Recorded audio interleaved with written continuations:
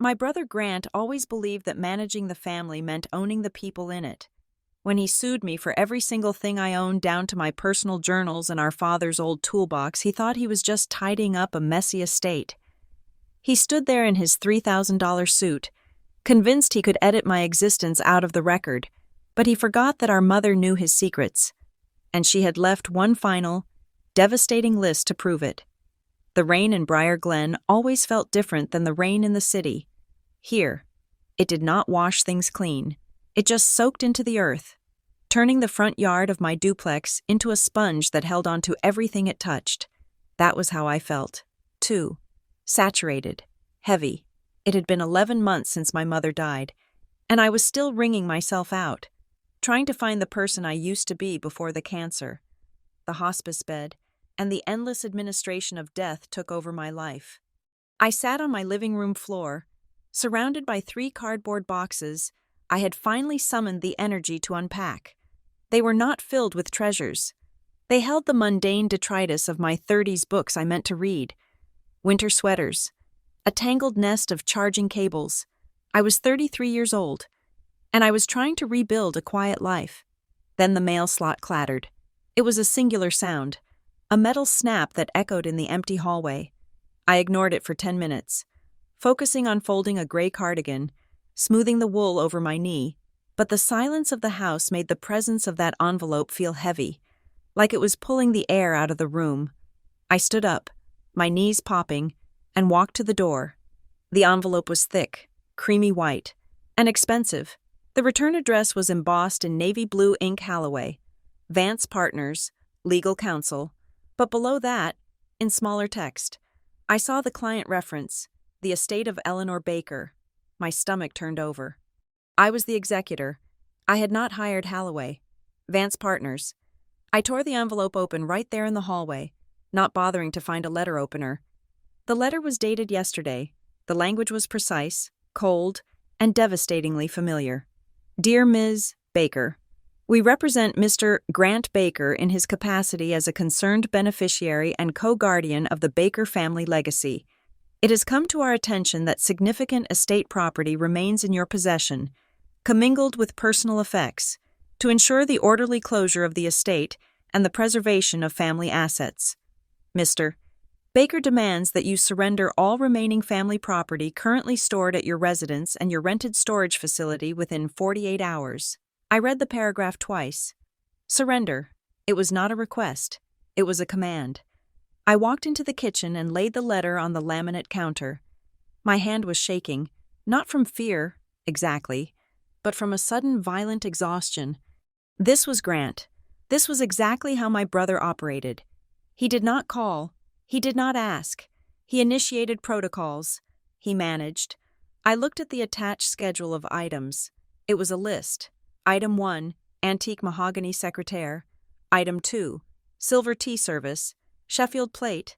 Item 3, assorted photography equipment. Item 4, Baker family correspondence and archival documents. Item 5, miscellaneous maintenance tools and hardware. My breath hitched. The photography equipment was mine. I had bought the camera body with my first bonus check 5 years ago. The lenses were second-hand. Sourced from eBay auctions I had stayed up until 2 a.m. to win, and the tools. The tools were a rusted heap of metal when I found them in Dad's garage 10 years ago. I had spent a summer soaking them in vinegar, scrubbing off the rust with steel wool, and oiling the hinges until they moved like silk. They were in a red metal box I had painted myself. Grant was not asking for heirlooms. He was asking for my life. I reached for my phone to call him, my thumb hovering over his name. Grant's cell. Then I stopped. I remembered the last time we spoke. 3 weeks after the funeral.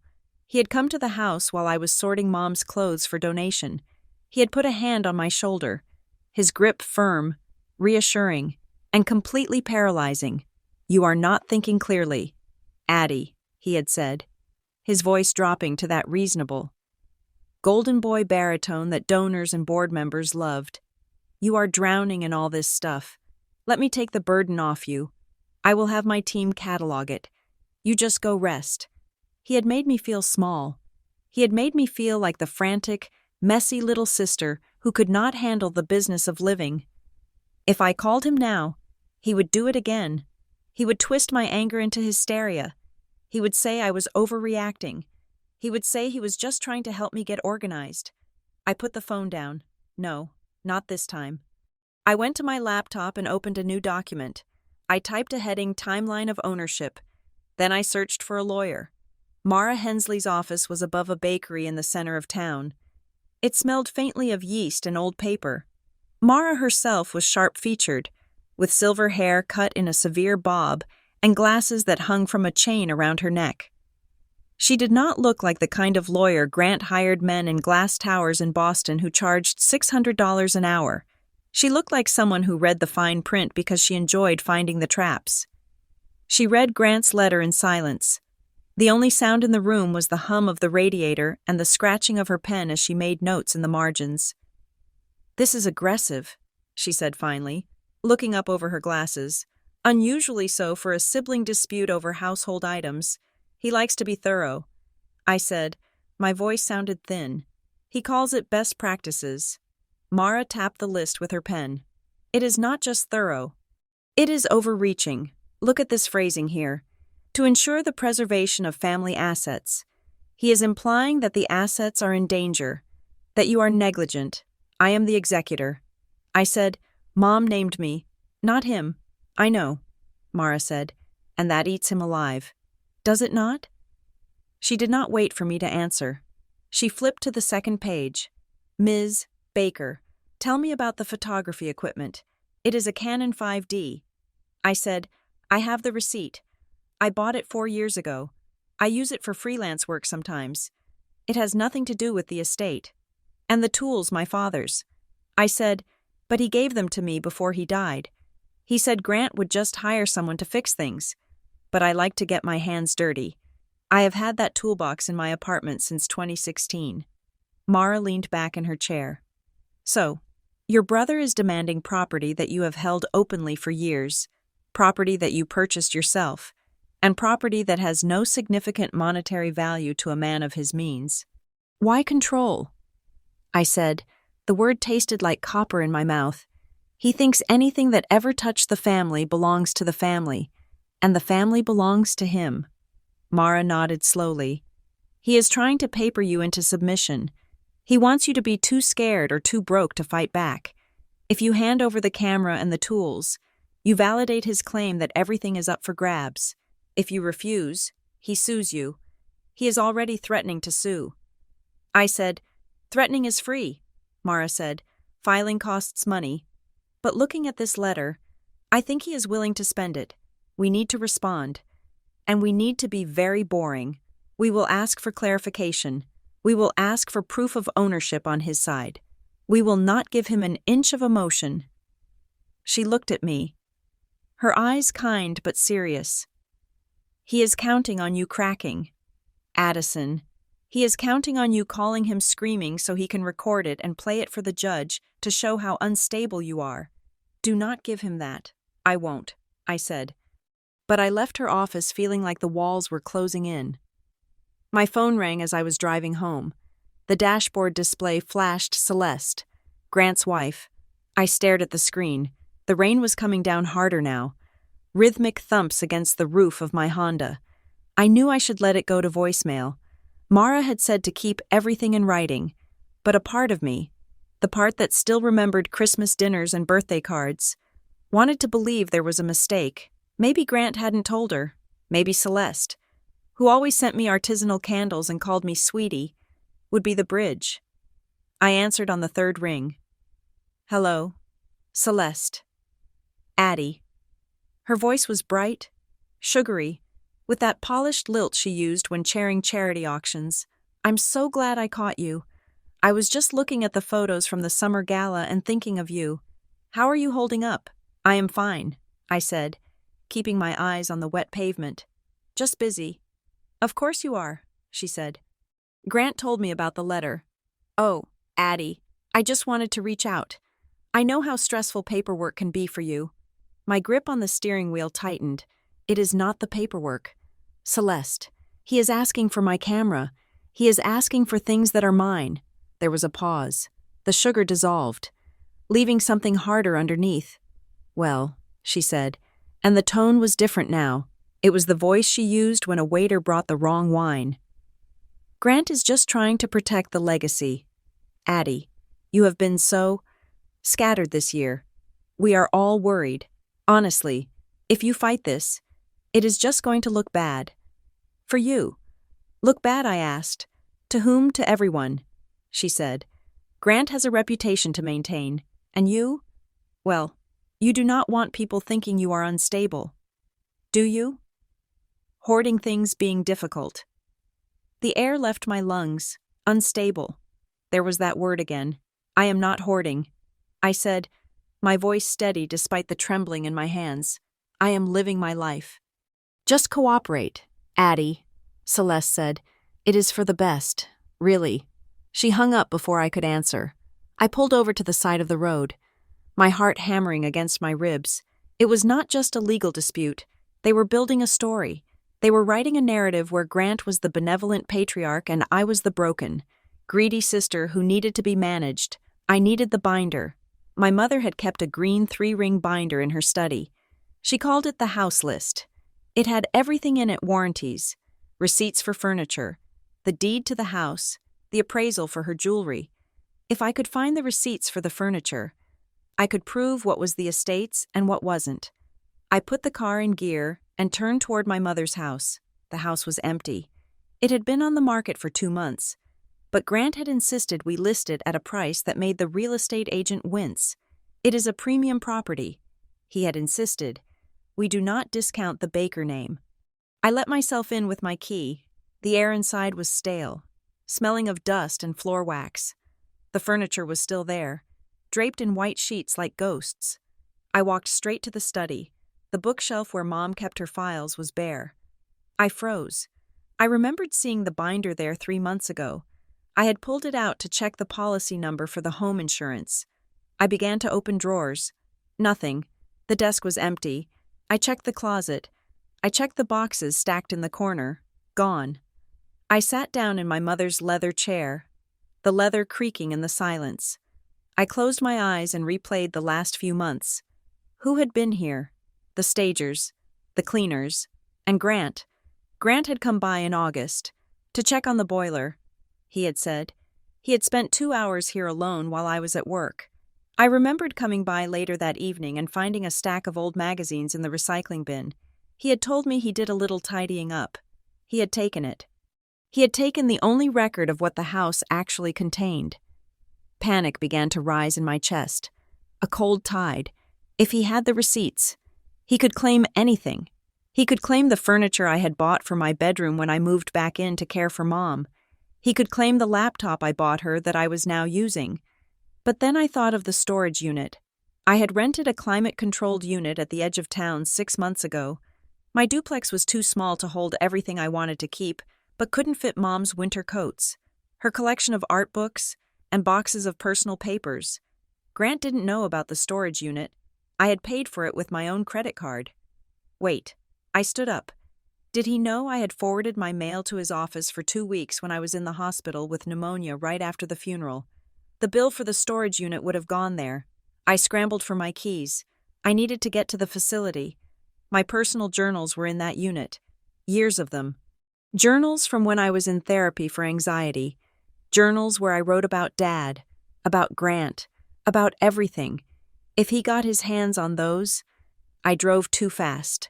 The wipers slashed back and forth, unable to keep up with the deluge. The storage facility was a fortress of corrugated metal and orange doors. I pulled up to the keypad at the gate. I punched in my 6-digit code. Access denied. I stared at the red LED letters. I punched it in again. Access denied. My heart stopped. I checked the number. It was my birthday. I never forgot it. I tried a 3rd time. Access denied. Please see management. I reversed the car and parked in front of the office. I ran through the rain, bursting through the glass door, dripping water onto the linoleum floor. The manager was a man named Kevin, a guy I had chatted with about baseball when I signed the lease. He looked up from his computer, and his face went tight. "Ms. Baker," he said. He did not smile.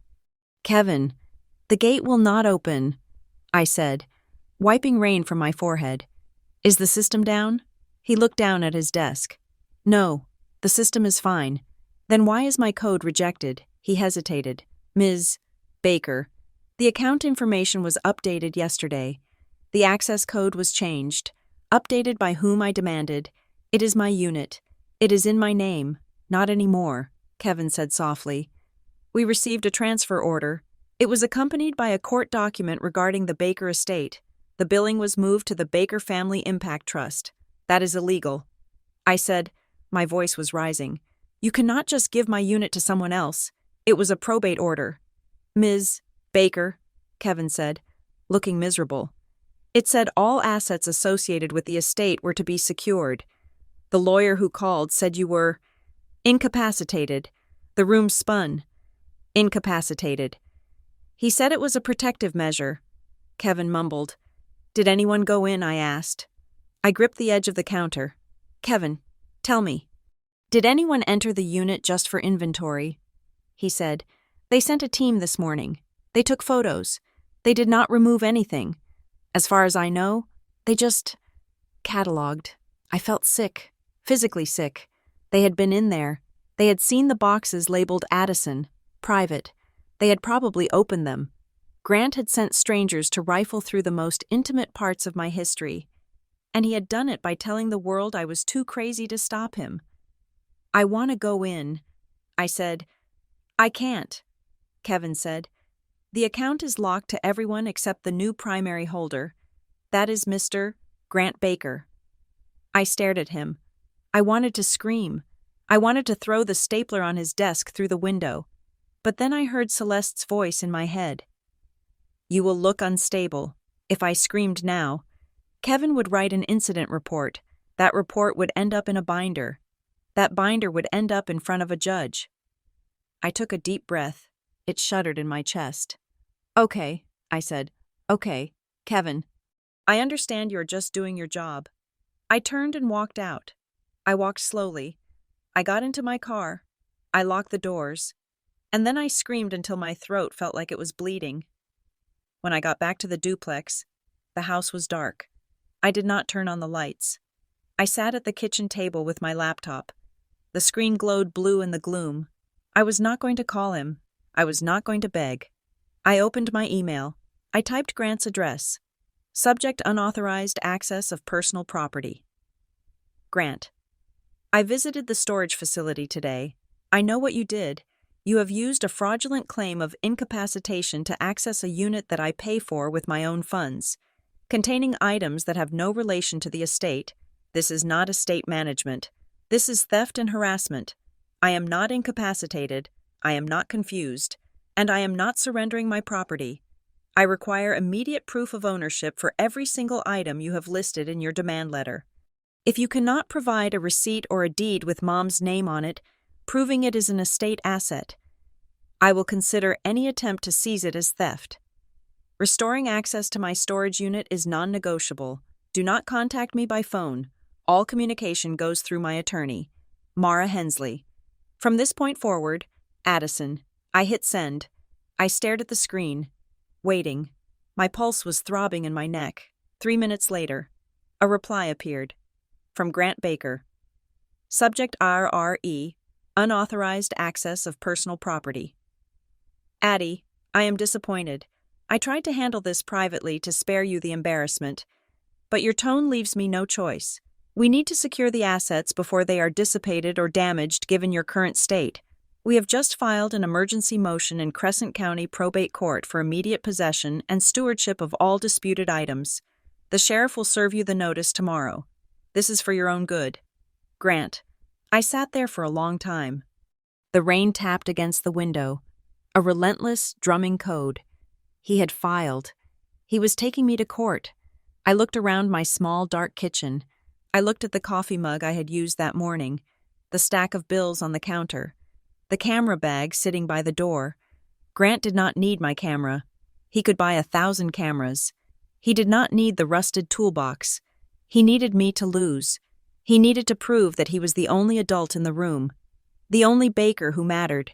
He wanted to strip me down until I was nothing but the little sister who needed Big Brother to sign the checks and make the decisions. He wanted me to fold. I looked at the notice on the screen. Crescent County Probate Court. I reached out and touched the screen, tracing the letters. Okay. Grant. I whispered to the empty room. You want to go to court? I stood up and walked to the window, watching the rain drown the streetlights. Let's go to court. But I knew, with a sinking dread in my gut, that I was not ready. I had no binder. I had no receipts. I had a locked storage unit and a reputation that was already being dismantled. Brick by brick, I was going to war, and I was unarmed. Mara Hensley moved with the precise, kinetic energy of a hummingbird. In her office above the bakery, she was a blur of motion, stacking files, highlighting statutes, and dictating a motion to her paralegal, a quiet young man named David who typed at a speed that sounded like heavy rain. We are filing a temporary restraining order against the dissipation of assets, Mara said, slapping a folder onto the desk in front of me. And we are filing a motion to compel an inventory. If Grant wants to play by the book, we are going to throw the entire library at him. I sat in the client chair, my hands wrapped around a cup of lukewarm coffee. Outside, the rain had finally stopped, leaving the sky a bruised purple color. He has already changed the locks on the storage unit. I said, he has already won the first round. Mara stopped moving. She looked at me over the rim of her glasses. He has taken ground, she corrected. He has not won. Possession is 9/10 of the law. Yes, but documentation is the other 1/10 that burns the whole house down. We need proof. Addison, I need you to go home and find every single scrap of paper that proves you exist independent of him. So I did. For the next 3 days, I did not sleep. I became an archaeologist of my own life. I dug through the sediment of 5 years' hard drives, cloud backups, old email accounts I hadn't opened since college. I was looking for receipts. But really, I was looking for myself. I found the email confirmation for the Canon camera lens, dated 4 years ago, purchased by Addison Baker. I found the credit card statement showing the purchase of the laptop. I found a text message thread with my father, saved as a screenshot, where he sent a picture of the rusty toolbox and wrote, "It is all yours if you can lift it." Kid, every document was a brick I could use to build a wall between me and Grant, but it felt insufficient. I was fighting a man who had a foundation named after our family. I had a stack of printouts and a stomach full of acid. On the 4th day, I needed to go back to the house. Mara had advised against it. It is emotional territory, she had said, and technically, as executor, you have access. But he is watching. I need to see what he took. I said, I need to know what is missing. The drive to the house felt like driving backward in time when I pulled into the driveway. The house looked impeccable. The lawn was manicured to within an inch of its life. Grant's landscaping crew came every Tuesday, but the windows were dark.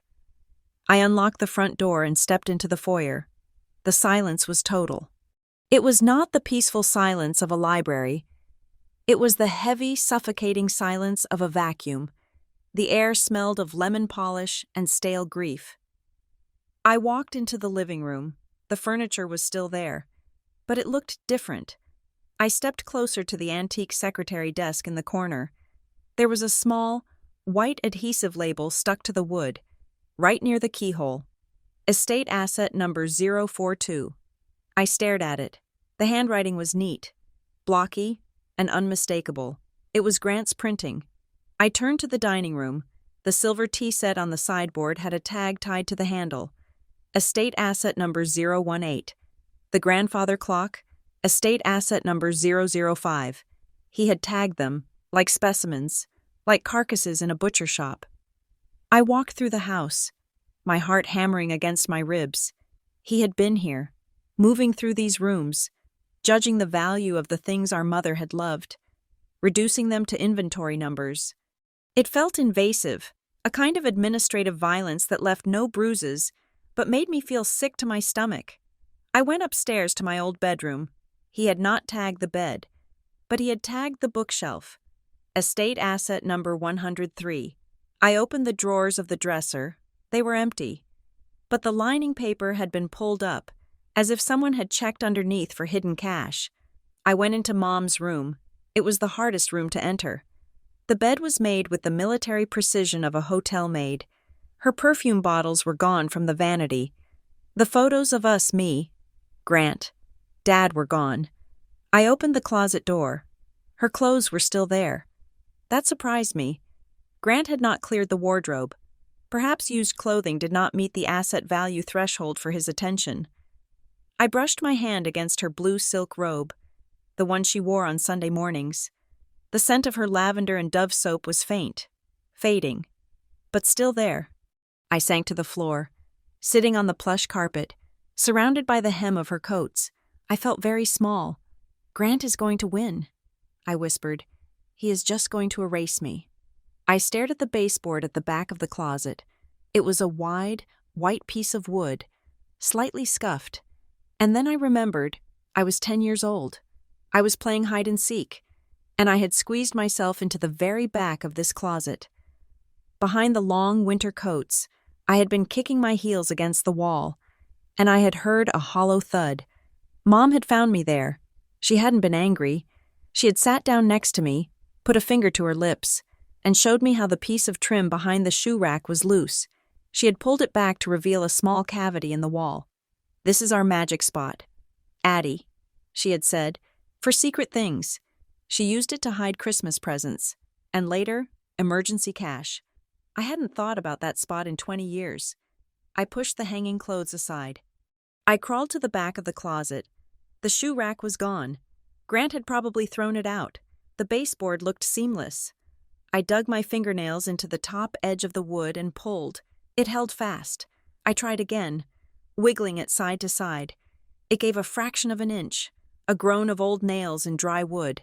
I pulled harder, ignoring the splinter that dug into my thumb. The board popped loose at one end. I pulled it back. The cavity was dark and dusty, filled with cobwebs. I reached in, my hand trembling. My fingers brushed against cold metal. I pulled it out. It was a small gray metal lockbox. It was heavy. I sat back on my heels, the box in my lap. It was locked, but there was a key taped to the bottom with blue painter's tape. I peeled the tape back. The key was small, silver, and looked like it belonged to a diary. I inserted it into the lock and turned. The latch clicked. I opened the lid. Inside, there was no money. There was no jewelry. There was a single silver key with a black plastic head and a white envelope. The envelope had my name on it, Addison, written in Mom's flowing, looping script. I opened the envelope. There was a letter and a smaller note clipped to the front. The note read, "If Grant turns this into a fight, let him. Do not argue. Let the list speak." I read it 3 times. "Let the list speak." I unfolded the letter. It was short. Addie. The key is for safe deposit box number 402 at Seaport Commonwealth Bank. I opened it 6 months ago. I did not tell Grant. I did not tell anyone. Go there. Bring the documents to your lawyer. Do not read the sealed envelope inside until you are sure you need to. I love you. Stand tall. Mom, I stared at the key in my hand. It felt warm, vibrating with a strange potential energy. 6 months ago, that was when Mom had started getting weaker. That was when Grant had started coming over more often, bringing documents for her to sign, bringing his financial advisors to sit in the living room and talk about trusts and tax shelters while she was too tired to argue. She had known. She had seen him circling, and she had made a contingency plan. I put the box back in the wall, replaced the baseboard, and stood up. I put the key and the letter in my purse. When I walked out of the house, I saw Mrs. Darlene Kipp in her garden next door. Mrs. Kipp was 70 years old, wore oversized floral visors, and missed absolutely nothing that happened within a 3-mile radius. She waved a trowel at me. "Addison," she called out. "I thought that was your car." I walked over to the low stone wall that separated our yards. "Hi, Mrs. Kipp." She leaned over the wall, lowering her voice to a conspiratorial whisper. I saw the trucks here last week. The cleaning crew. They were very thorough. Yes, I said. Grant is organizing. She frowned. He certainly is. You know, it was strange. I saw those same trucks, the ones with the green logo here weeks ago, before the funeral. I froze. Before the funeral. Oh yes, she said. 2 days after your mother passed.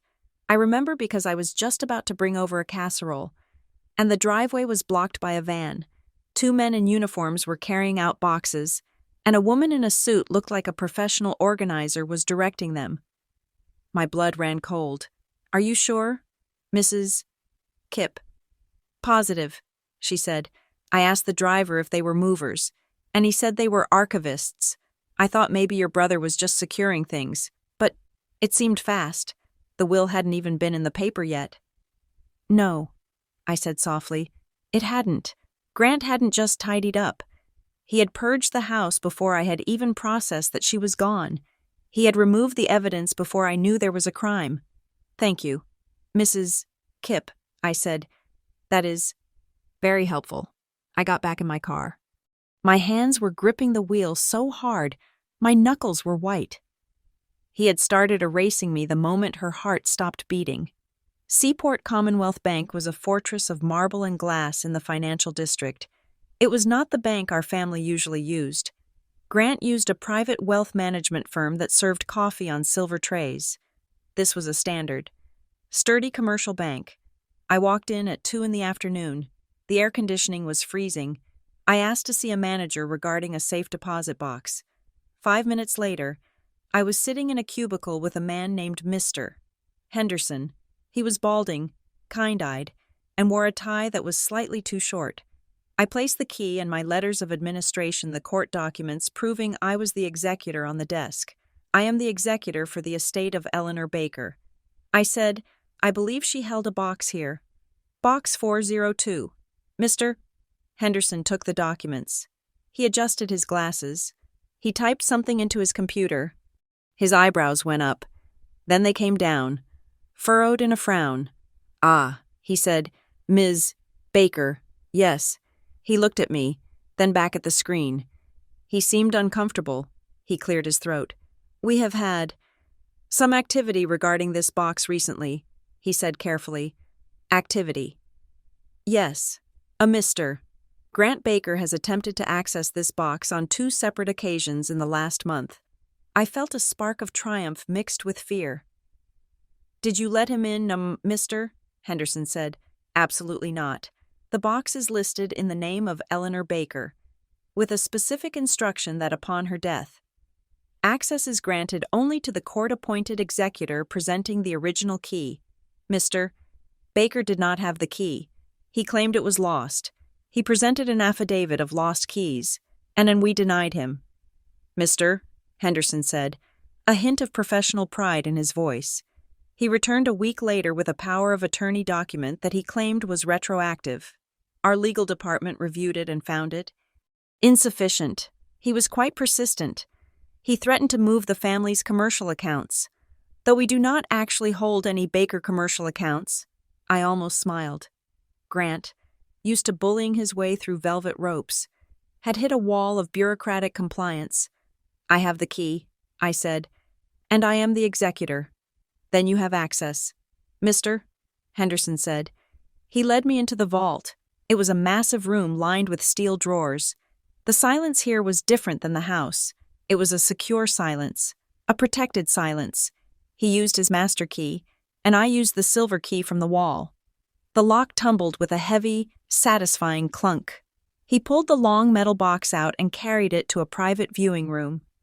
He set it on the table and closed the door, leaving me alone. I sat there for a moment, just breathing. This was the only place Grant hadn't been able to touch.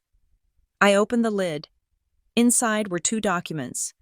The first was a thick stack of papers bound with a heavy clip. The title page was typed in bold Personal Property Custody Record, prepared by Eleanor Baker. October 14th, 2023. I flipped the page. It was an inventory, but it wasn't just a list. It was a weapon. Item Canon EOS 5D. Mark 4. Camera body. Serial number 023-0219-4885. Notes. Purchased by Addison Baker on June 12, 2019. Receipt viewed and confirmed. Not estate property. Item red metal toolbox and contents. Notes. Gifted to Addison Baker by Thomas Baker. August 2016. Restored by Addison Baker. Removed from 44 Briar Lane to Addison's residence in 2016. Item mahogany secretary desk. Notes purchased 1965. Promised to Addison Baker in conversation with Grant Baker present. Christmas 2021. Grant acknowledged. She had listed everything, every single item Grant was fighting for. She had dates, she had serial numbers, she had recorded conversations, but then I saw the section labeled Missing/Removed. Item green binder house records. Notes removed by Grant Baker during unauthorized visit. August 2023. I did not confront him, but I noted the date. Item cash reserves from wall safe. Notes $5,000, removed by Grant Baker, ostensibly for deposit into trust, no deposit record provided. My hands were shaking so hard I could barely turn the pages. She had been watching him, all those times he thought he was managing a confused, dying old woman. She had been taking notes. She had been building a case. Underneath the inventory was a second document. It was a thick, cream-colored envelope, sealed with red wax. It looked archaic and incredibly serious. On the front, typed on a label, conditional instruction letter, to be opened only in the event of legal dispute regarding personal property or estate management. Notarized. I picked it up. It was heavy. I remembered the note in the wall. Do not read the sealed envelope inside until you are sure you need to. I wanted to rip it open. I wanted to know what else she knew, but my mother was the most deliberate person I had ever known. If she said, "Wait," there was a reason. I put the inventory and the sealed letter into my bag. I left the empty box on the table. When I walked out of the bank, the sun was trying to break through the clouds. I didn't feel like a victim anymore. I felt like a prosecutor. 2 days later, the lawsuit landed. It wasn't just a motion for property anymore. Grant had escalated. I sat in Mara's office, reading the new filing. The language was vicious. The petitioner asserts that the respondent, Addison Baker, exercised undue influence over the decedent during her final months, exploiting her grief and diminished capacity to misappropriate family assets. Undue influence, diminished capacity, exploiting grief. He is saying, I manipulated her. I said, my voice barely a whisper. He is saying, I took advantage of Mom dying. Mara looked grim. It is a standard tactic. Addison. It is the nuclear option. If he can prove you manipulated her, he can invalidate her will, her gifts, everything. He is trying to paint a picture of you as a predator. I was the one washing her sheets. I said, tears stinging my eyes. I was the one sleeping on the floor next to her bed because she was afraid to be alone. He visited once a week for 45 minutes and spent the whole time on his phone. I know, Mara said gently, but the court doesn't know. The court sees a wealthy, successful man concerned about his legacy, and a struggling younger sister who took things. She leaned forward. This is going to get ugly. He will depose you. He will ask you about your therapy. He will ask you about your finances. He will try to make you cry on the stand. It is theater. Addison, he wants you to break.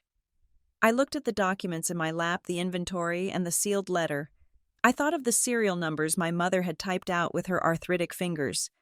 I thought of her hiding that box in the wall. Knowing her son well enough to know he would come for everything, I wiped my eyes. He wants a show. I said, yes, Mara said. Then let's give him one. I said, but not the one he expects.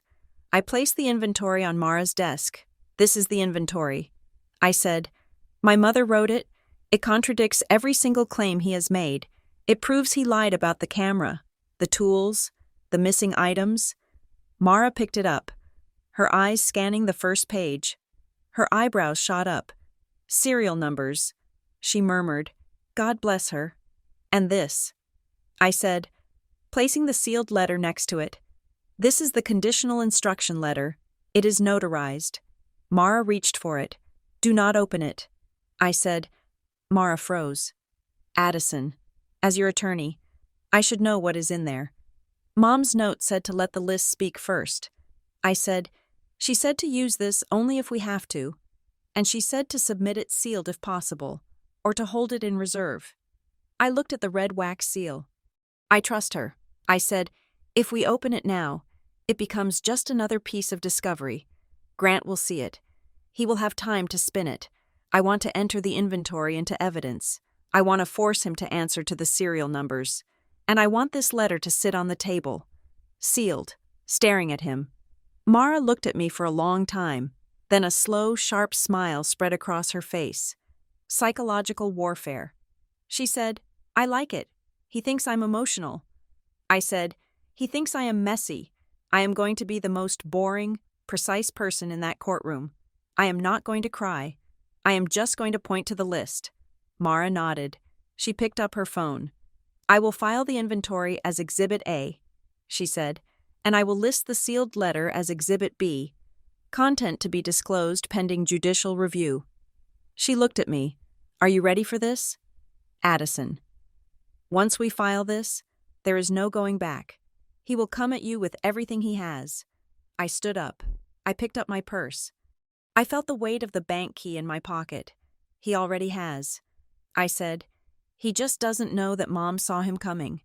I walked out of the office and into the cool evening air. The streetlights were just flickering on. I took a deep breath. For the first time in a year, the air didn't feel heavy. It felt like fuel. I was ready for court. The deposition room at Holloway. Vance Partners smelled of lemon furniture polish and intimidation. It was a glass-walled box on the 24th floor, overlooking the Boston Harbor, designed to make anyone sitting on the opposite side of the table feel small, underfunded, and out of their depth. I sat next to Mara, my hands folded in my lap. I was wearing a navy blazer I had bought specifically for this day. It was stiff and uncomfortable. But Mara had said, "Look like a librarian who creates spreadsheets for fun. Do not look like a grieving sister." Grant sat across from us. He looked impeccable. He was wearing a charcoal suit that probably cost more than my car, and his silver hair was brushed back in that careless, confident way that suggests a man who has never had to worry about the wind changing direction. Next to him was his lawyer, a man named Sterling who had a smile like a shark that had just eaten a very satisfying seal. The court reporter, a woman with a stoic face and a stenotype machine, nodded. "You may proceed." Grant began to speak. He did not sound angry. He did not sound like the man who had sent me threatening emails or changed the locks on my storage unit. He sounded heartbroken. "I just want to ensure the safety of the family legacy," Grant said, leaning forward slightly, his eyes fixed on Mara with a look of polite concern. "My sister. Addison has had a very difficult year. We all have. But Addison took Mother's death particularly hard. Mr. Baker," Mara said, her voice dry and flat. "Please confine your answers to the specific questions regarding the property list." Grant nodded, a gracious concession. "Of course. My point is simply that when I entered the house, it was in chaos. Drawers overturned, papers missing. I felt I had a fiduciary duty to step in. Addison was confused. She was overwhelmed. She was claiming ownership of items that clearly belonged to the estate, items she had no use for. Confused. I wrote on my legal pad, overwhelmed. He used those words like weapons. He wasn't accusing me of theft. He was diagnosing me. He was painting a picture for the record of a hysterical woman who couldn't distinguish between her own camera and the family silver. And the toolbox, Sterling asked him, lobbing a softball question. "Why is that significant to the estate?" Grant sighed. A sound of heavy burdens borne with grace. "It is not about the tools. It is about the principle. That toolbox belonged to our father. It is a piece of Baker history. Finding it in Addison's apartment, rusting away. It felt like negligence. I simply want to restore it and preserve it properly. I felt the blood rising in my neck. Rusting away, I had oiled those hinges every 6 months. I had lined the drawers with felt. I looked at Mara. She gave a microscopic shake of her head. Don't. Her eyes said, wait. When it was my turn to be deposed, the temperature in the room seemed to drop 10 degrees. Sterling did not look at me with concern. He looked at me with boredom, as if I were a waste of his billable hours. Ms. Baker, he said, flipping through a file. Let us talk about the period immediately following your mother's death. You were the primary caregiver. Correct, I was. I said. My voice was steady. And you were under significant emotional strain. I was grieving. I said, my mother had just died. Did you seek medical attention for this strain? Sterling asked. Were you prescribed any medication for anxiety or sleep deprivation? Mara objected. Relevance. It goes to her state of mind regarding the distribution of assets. Sterling countered smoothly. If Ms. Baker was medicated or suffering from a breakdown, her memory of who owned what could be compromised. I was not medicated. I said clearly, cutting through the legal sparring. I was tired. But I was not confused. I know the difference between a gift and a loan. Sterling smirked. Let us look at Exhibit C. He slid a glossy photograph across the polished mahogany table. I looked down, and my breath hitched. It was a photo of the inside of my storage unit. It was a wide shot, taken with a flash that made everything look harsh and dirty. It showed boxes stacked to the ceiling. Some labeled, some not. In the corner, a plastic bin was open, spilling out old winter coats. It looked messy. It looked like a hoarder's den.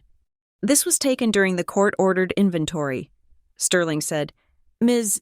Baker, this unit is crammed with undocumented items. Can you identify everything in this pile? I stared at the photo. I saw the box labeled Mom, letters sitting precariously on top of a stack of books. I saw my personal journals in a clear bin, their spines visible.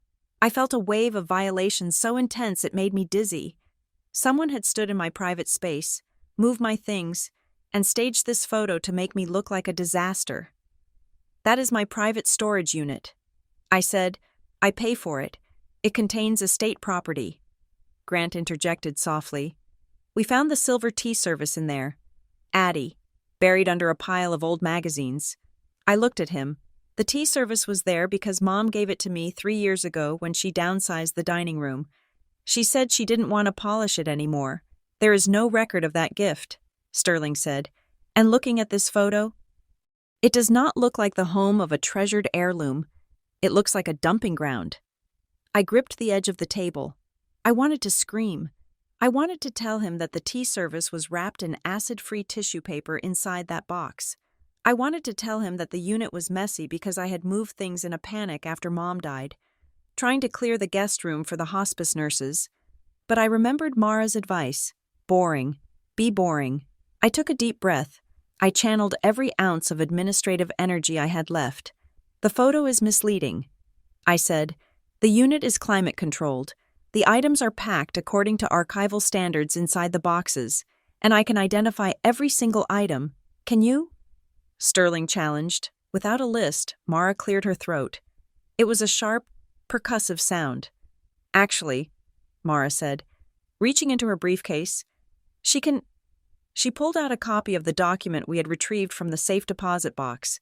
She did not slide it across the table. She held it, just for a second, like a winning poker hand. We would like to introduce a new exhibit, Mara said. This is a personal property custody record, prepared by the decedent, Eleanor Baker, dated October 14th, 2023. Grant's face didn't change, but his hand, resting on the table, went perfectly still. This document, Mara continued, her voice gaining a steely edge, contains a comprehensive inventory of the items in dispute. It lists serial numbers, it lists dates of purchase, and it lists the intended recipient of gifts. She slid the document toward Sterling. Grant leaned over to look at it. I watched his eyes scan the page. I saw the moment he recognized his mother's typing. I saw the moment he read the entry for the camera. Item Canon EOS 5D, Mark IV. Serial number 02302194885. Notes. Purchased by Addison Baker. Not estate property, and then I saw it. It was tiny. A tightening at the corner of his jaw. A slight flare of his nostrils. It lasted for less than half a second, but I knew my brother. That was the face he made when he lost a golf game. That was the face of fury suppressed by vanity. This appears to be a list, Sterling said, though his voice had lost some of its shark-like bite. We will need to verify the authenticity. It was retrieved from a safe deposit box at Seaport Commonwealth Bank. Mara said, a box your client attempted to access twice and was denied. The bank's access logs are attached. The silence in the room was sudden and absolute. Grant sat back. He buttoned his jacket. He looked at me. And for the first time, the mask of the concerned brother slipped. His eyes were cold, flat. My mother was very ill, Grant said, his voice quiet. She wrote many things in her final months. Not all of them were grounded in reality. The serial numbers match. Mr. Baker, Mara said. Reality is hard to argue with. The deposition ended 20 minutes later. Sterling called for a recess to review the new evidence, which was lawyer speak for, we need to figure out how to spin this disaster. I walked out of the conference room, my legs feeling like jelly. I needed air. I went down the hall toward the restrooms. As I turned the corner, I heard the click of heels behind me. Fast, anxious steps. Addie, wait. It was Celeste. She'd been waiting in the reception area. She looked perfect, as always, in a beige cashmere coat and diamond studs. But her face was pinched. I cannot talk to you without my lawyer, I said, keeping my hand on the restroom door. Oh, stop it, Celeste said, waving her hand as if swatting away a fly. This isn't legal. This is family. Addie, please. She stepped closer. She smelled of expensive vanilla perfume. Grant is furious, she whispered. You really embarrassed him in there with that list. The truth is embarrassing sometimes. I said, look, Celeste said, lowering her voice. This is getting out of hand. The legal fees alone are going to bankrupt you. And for what? Some old tools, a camera. She reached out and touched my arm. Her fingers were cold. I can get him to stop, she said. I can get him to drop the lawsuit. Today, I looked at her. How just give him the sentimental stuff, she said. The tea set, the desk, the things that matter to the Baker name. You keep your camera and your whatever else. Just sign a document saying the rest is family property. He just needs a win. Addie, you know how he is. If you let him have the victory, he won't escalate. I stared at her. Escalate. He can make things very difficult, Celeste said. Her eyes searched mine, pleading. He is talking about hiring a forensic accountant to audit the estate expenses. He is talking about questioning your competency publicly. Just don't make him do that. Take the deal, give him the junk, and go live your life. It sounded like mercy. It sounded like a sister-in-law trying to save me from a wreck. But then I heard the words she used. Junk.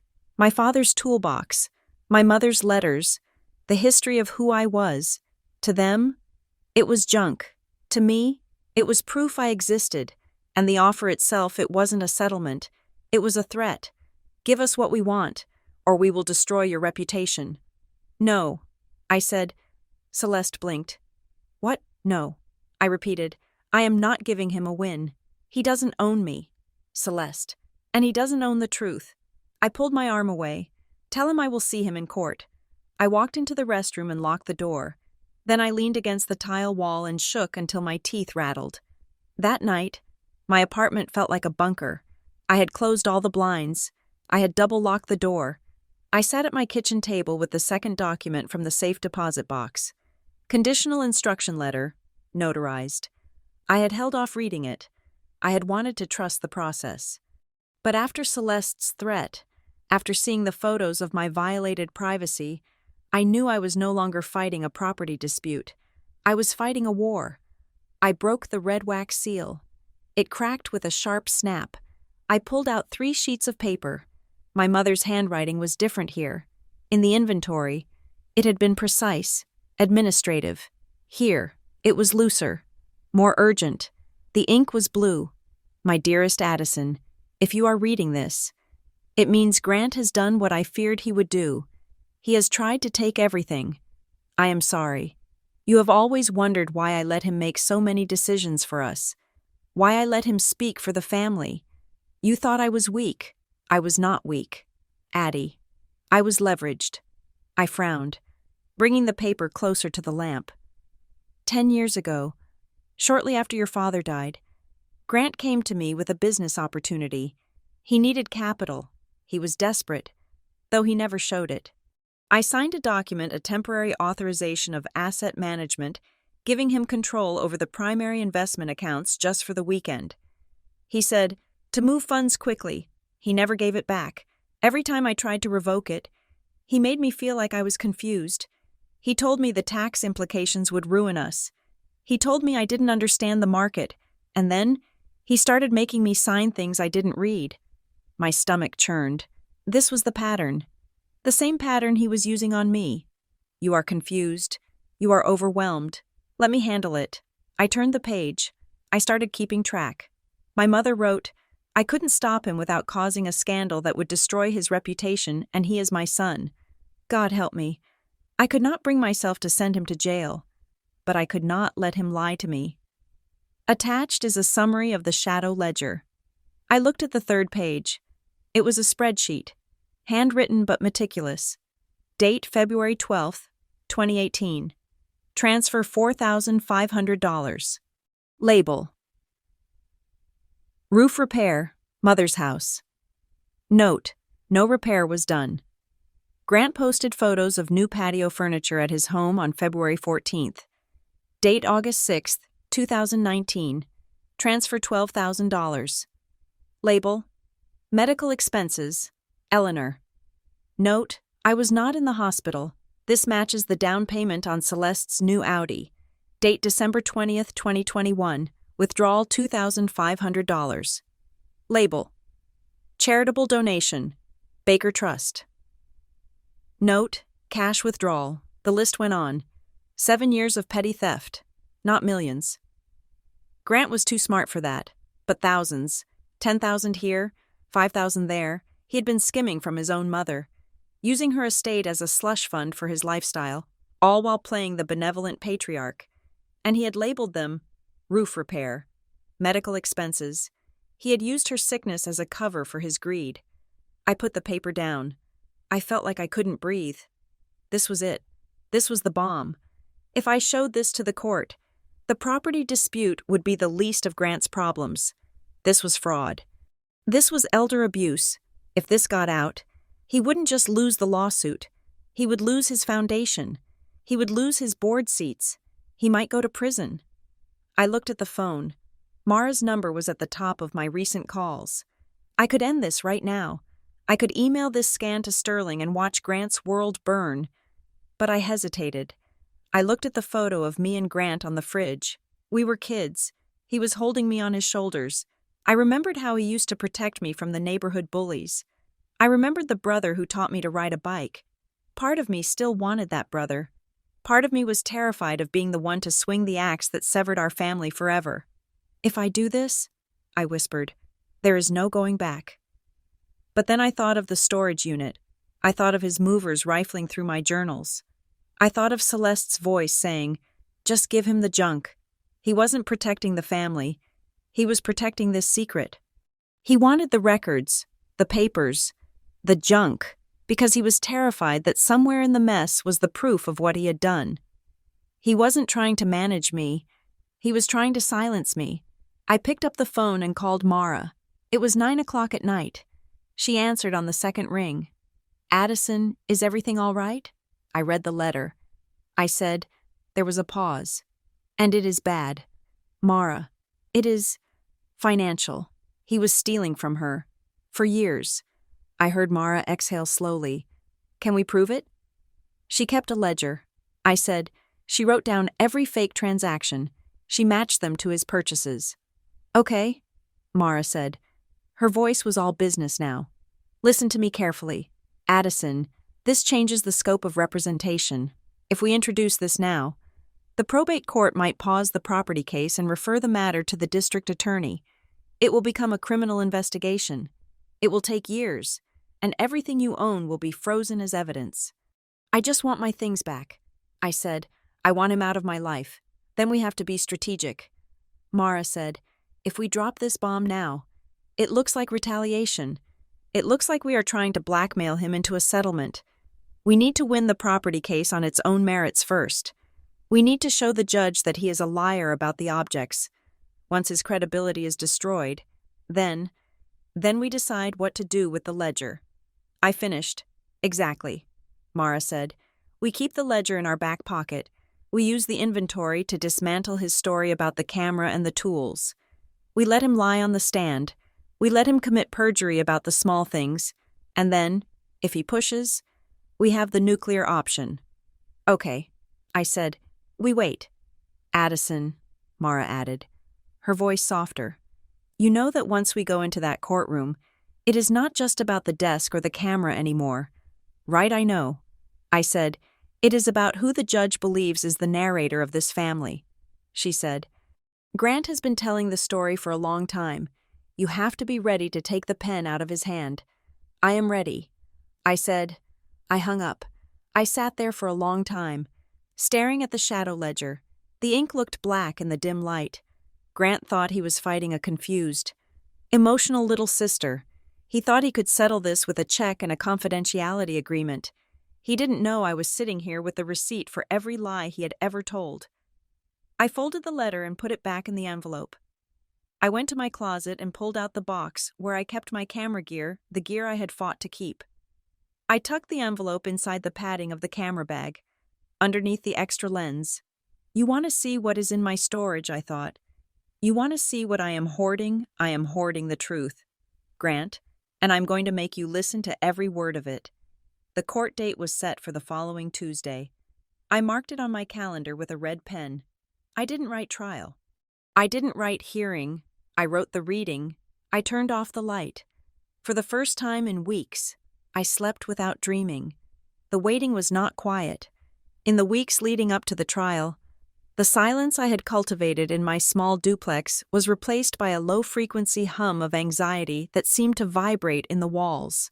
Grant was not contacting me directly, the restraining order, and Mara's aggressive motions had stopped the emails, but he had found other ways to speak. It started with a phone call from my cousin Bethany. Bethany lived in Connecticut and usually only called for birthdays or to coordinate the family potluck at Thanksgiving. When I saw her name on my screen on a Tuesday evening, I knew it wasn't about turkey. Hey, Addie, she said. Her voice had that specific pitch people use when they are talking to someone they believe is fragile. I was just thinking about you. How are you holding up? I am fine. Beth, I said, stirring a pot of soup I had no appetite for. Just working, getting ready for the hearing. Right, the hearing, she said. She paused. Listen, I ran into Grant at the club last weekend. He looked terrible. Addie? Just exhausted. I tightened my grip on the wooden spoon. He is really worried about you, Bethany continued. He told me about the trouble you are having, with the money, and the confusion. Confusion, I asked. He said you are having a hard time distinguishing between reality and grief, she said, choosing her words carefully. He said he offered to pay for a facility, a nice one, just to help you get your feet back under you. And you sued him instead. Addie, is that true? Does he really want to help you? I closed my eyes. It was masterful. He had taken his aggression, his demand for my property, his invasion of my privacy, and repackaged it as a benevolent rescue mission. He wasn't the villain stealing my inheritance. He was the hero trying to save his crazy sister from herself. He is not trying to help me. Beth, I said, keeping my voice level. He is trying to control me. There is a difference. Well, she said, and I could hear the doubt in her voice. He just sounded so heartbroken. He said you are not well. He said you need supervision. I have a job. I said, I pay my bills. I am the executor of Mom's estate. I am perfectly well. Okay, she said, in a tone that meant, okay, I will pretend to believe you. I just wanted to check in. We love you. Addie, we just want you to be safe. She hung up, leaving me standing in my kitchen with a pot of boiling soup and a cold knot in my stomach. Need supervision. That was the phrase. It was a phrase you used for a child, or a criminal, or a dog. 2 days later, the war moved from my family to my livelihood. I worked as the program director for Harborwick Community Arts, a small nonprofit that ran after-school art programs and local gallery shows. It was not a high-powered job, but it was mine. I loved the chaotic energy of the classroom, the smell of acrylic paint and wet clay, and the feeling that I was building something real. My boss, Sarah, called me into her office at 10 in the morning. Sarah was a woman who wore clay-stained aprons and laughed loudly, but she wasn't laughing now. She was sitting behind her desk, looking at a sheet of paper. "Shut the door." "Addie," she said. I sat down. "What is it? Is it the grant funding?" "No," Sarah said. She slid the paper across the desk. "This came in this morning, to the General Board email." It was a printout of an email sent from an anonymous account. The subject line read, "Urgent financial misconduct and liability concerns." I read the text. "To the Board of Directors. It has come to the attention of concerned community members that your program director, Addison Baker, is currently the subject of significant legal proceedings involving the misappropriation of estate funds and the theft of property. While this is a private family matter, there are concerns that this pattern of behavior, specifically the mismanagement of assets and lack of financial transparency, may extend to her professional duties. We strongly suggest an immediate audit of her expense accounts and vendor relationships to protect the nonprofit's reputation. A concerned donor.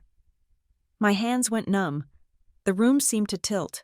"Sarah," I said, "this is a lie. I know you." "Addie," Sarah said, rubbing her temples. "I know you are honest, but this went to the entire board. 2 of them have already called me. They are asking questions. It is my brother." I said, "The realization hit me like a physical blow. He is suing me. He is trying to pressure me into dropping the case. He's trying to scare me." "Well, he is doing a good job," Sarah said bluntly. "We are a small nonprofit. We survive on trust. If donors think our program director is being sued for theft..." She trailed off. She didn't have to finish the sentence. "I have to put you on administrative leave," she said. I stood up. "Sarah, no. We have the gallery opening next week. I am sorry," she said. She looked like she wanted to cry. "Pending an internal audit, I have to do it." "Addie." The board insisted. "If I clear you, and I know I will, you can come back. But until this legal cloud clears up, I can't have you handling the money." I walked out of the art center carrying a box with my personal mug and a few framed photos. I felt naked. He had reached into the one place where I felt competent, the one place that had nothing to do with the Baker name, and he had poisoned it. I drove straight to Mara's office. I didn't even call first. I walked in, dropped the box on her desk, and slammed the printout of the email down next to it. "He is trying to get me fired," I said. My voice was shaking, but not with tears, with rage. "He is trying to starve me out." Mara read the email. Her face went hard. She buzzed her paralegal. "David, get the tech consultant on the line. I want the metadata on this email traced. Now." She looked up at me. "Sit down." "Addison, breathe. I am done breathing." I said, "I want to hit back. I want to release the ledger. I want to show the world that he is the thief, not me." "No," Mara said sharply. "That is exactly what he wants. He wants you to lash out. He wants you to look volatile. If you release that ledger now, he sues you for defamation, claims the documents are forged, and ties you up in litigation for 10 years. You lose your job permanently. You lose the house assets. You lose..." So I just let him destroy my career. "No," Mara said. "We find the link. We prove malice. It took 4 hours. David, the quiet paralegal, worked with a forensic IT specialist Mara kept on retainer. They traced the email header. It had been routed through a VPN, But the sender had been sloppy. The recovery address for the anonymous account was linked to a domain https://wgo.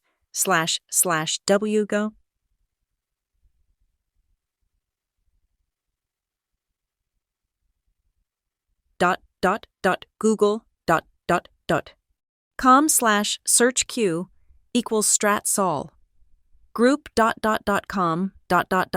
Strategic Solutions Group. Mara read from her screen. Who are they? She typed rapidly. Here we go. A boutique reputation management firm. High-end PR crisis control. She scrolled down the client list on their website. They didn't list names, just logos. And there it was, the stylized bee with the oak leaf, the Baker Family Impact Trust. I whispered, "He hired a firm to smear you," Mara said, leaning back in her chair. "He paid professionals to write that email to your boss." "Can we use this?" I asked. "It is circumstantial," Mara admitted. "We can't prove Grant ordered the specific email without a subpoena, and we won't get that before the trial next week. But it tells us something important. What he is scared," Mara said. "Men like Grant Baker do not hire crisis management firms to deal with a confused little sister. They hire them when they are afraid the walls are coming down. He knows about the list. Addison. He knows what you found in that safe deposit box, and he is terrified. I went home, but I couldn't sit still. My apartment felt small. The walls felt like they were closing in. I needed to see it. I needed to see the truth. Not just in my head, but in the room with me." I called Reese. Reese Navarro had been my best friend since college. She was a graphic designer who saw the world in grids and timelines. She arrived at my door 40 minutes later with a bottle of red wine, a roll of blue painter's tape, and a pack of index cards. "Okay," she said, rolling up her sleeves. "We are going to beautiful mind this situation. Where's the evidence we cleared the living room wall? For the next 6 hours, we built a timeline. We taped up the receipts I had found. We taped up the emails. We taped up the photos. 2016 toolbox gifted. 2019 camera purchased. 2021 desk promised. 2023 mom dies. 2023 Grant's cleaning crew arrives." It was a chaotic collage of paper. But as we worked, a story emerged. It wasn't the story Grant was telling. It was a story of a woman, me, who had lived a full, independent life, and a brother who had systematically tried to edit that life out of existence. "Look at this," Reese said, stepping back and pointing to the section on the mid-century desk. It was one of the disputed items. Grant claimed it was an irreplaceable family antique that I had stolen from the study. I claimed it was a beat-up yard sale find Mom and I had refinished together. Reese pointed to a photo I had dug out of an old hard drive. It was a picture of the desk sitting in my old apartment, covered in newspapers and sandpaper. In the corner of the photo, you could see my cat, Barnaby, who had died 4 years ago. The date stamp on the file is November 2018. Reese said, "Grant claims in his affidavit that the desk was in Mom's study until last year. He is lying." I said, "We know he is lying," Reese said, "but look closer." She zoomed in on the photo on her laptop screen. "What is that?" she asked, pointing to the underside of the desk drawer, which was sitting upside down on the floor in the picture. I squinted. There was a dark smudge on the wood, a brand. "It is the maker's mark." I said, "It is a generic furniture company stamp." "Grand Rapids Chair Company. Does Grant know about the mark?" "I doubt it," I said. "He never looked at that desk. To him, it was just furniture." "Addie," Reese said, her eyes wide. "If the desk in the storage unit has that mark, and we have this photo from 2018 showing the mark and the date, then we prove he perjured himself." I said, "He signed a sworn statement saying that desk never left Mom's house." I looked at the wall, the receipts, the dates, the lies, for the first time since the anonymous email. I didn't feel like a victim. I felt like a detective who had just found the murder weapon. 3 days before the trial, the settlement offer arrived. It came via email to Mara, flagged as high priority. I sat in her office as she read it aloud. "Mr. Baker wishes to resolve this painful family matter without the trauma of a public trial. He is prepared to offer Miss Baker a lump sum payment of $75,000 in exchange for the return of all disputed estate items. $75,000, I said. It was more money than I made in a year at the nonprofit. Wait, Mara said. There is more. She adjusted her glasses. The payment is contingent upon the execution of a comprehensive non-disclosure agreement, barring Ms. Baker from discussing the estate, the family trust, or any financial matters related to the Baker family with any third party, in perpetuity. It also includes a clause waiving any future claims regarding estate management. I laughed. It was a dry, humorless sound. He is not buying the desk. I said, he is buying the ledger. Exactly, Mara said. He is terrified that you are going to bring up the shadow ledger in court. He is trying to buy your silence before you even take the stand. What happens if I sign it, I asked. You get the money, Mara said. You give him the desk, the tools, the camera. You walk away. But you can never tell anyone what he did. If you do, he sues you for the $75,000 plus damages. You will be gagged for life. I thought about the $75,000. It could pay off my student loans. It could give me a cushion while I looked for a new job. It was the safe exit. Then I thought about the words, "needs supervision." I thought about the anonymous email to Sarah. I thought of my mother, writing down every theft in a secret notebook because she was too afraid to speak up. If I took the money, I became just like her. I became another woman paid to keep Grant Baker's secrets. Tell him no, I said. Mara smiled. I was hoping you would say that. And Mara, I added, file a motion. Which one I want the list read? I said, the inventory Mom wrote. I don't just want it submitted as evidence. I want it read into the record, out loud. Mara hesitated. The judge might not allow it. It is unusual. Usually. We just file the document. Argue for it, I said. Tell the judge there is a dispute over the specific description of items. Tell him we need to verify the serial numbers on the record. I don't care how you do it. I want Grant to have to sit there and listen to her voice. The day before the trial, the judge ruled on our motion. Judge Abernathy was a stickler for procedure, but Mara had been persuasive. She had argued that given the allegations of confusion and misidentification of property, reading the specific descriptions was necessary to establish clarity. The judge allowed it, limited to the relevant descriptions of disputed items. The order said it was enough. That evening, I was sitting on my floor, surrounded by the clothes I was trying to choose for court, when my phone buzzed. It was a text from a number I didn't recognize. Addie, this is Elaine Mercer, your mother's friend. Elaine, my mother's bridge partner, a woman who had known me since I was in diapers. I heard about the court date. The message read, I just wanted you to know something. About a month before she passed, your mother told me she was making a list. She was so worried. Addie, she said, Grant is going to steamroll her when I'm gone. He always does. I stared at the screen, tears pricking my eyes. She told me, I am writing it down like I am preparing for court. If it is just Addie speaking, they will ignore her, but they will listen if it is read aloud. Make sure she uses the list. I let out a breath I didn't know I was holding. They'll listen if it's read aloud. She had known. She had sat at her desk, in pain, dying, and she had visualized this exact moment.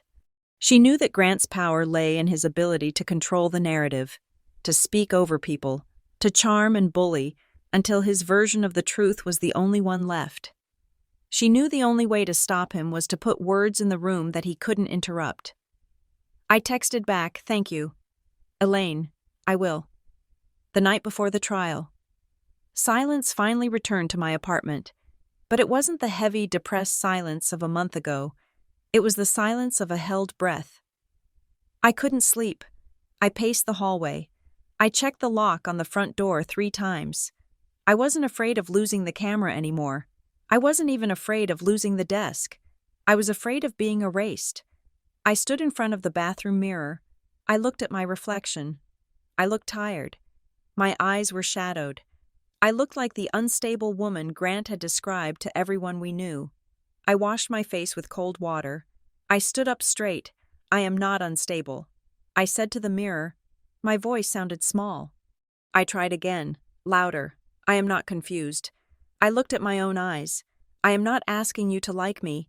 I said, I am asking you to read what is true. I practiced it again.